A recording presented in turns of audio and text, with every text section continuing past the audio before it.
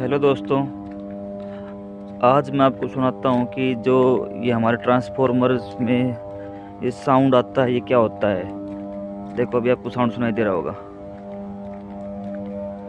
ये साउंड बढ़ रहा है जैसे इसमें ट्रांसफार्मर के पास जा रहा हूँ। दोस्तों, इसको बोलते हैं transformer humming sound, humming noise. ये बेसिकली हमारी जो इसकी लेमिनेटेड कोर होती हैं उसमें एसी करंट फ्लो करता है, तो उसमें मैग्नेटिक फ्लक्स प्रोड्यूस होता है। तो कोर के एक्सपेंशन जब मतलब कोर फैलती हैं और सिकुड़ती हैं तो ये हमिंग साउंड हमारा बढ़ता और घटता है। देखो, अभी इसकी आवाज़ चेंज हो गई है।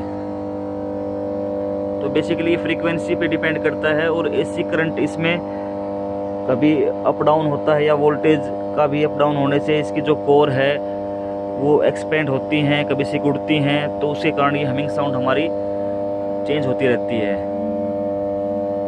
आप सुन पा रहे होगे इसकी हमिंग साउंड। अभी इसकी जो साउंड है वो बढ़ गई है। ये हमारा मैग्नेटिक फ्लक्स प्रोड्यूस होने के कारण भी होता है। हमारी जो लेमिनेटेड कोर है, आयरन कोर है उनमें। थैंक यू दोस्तों।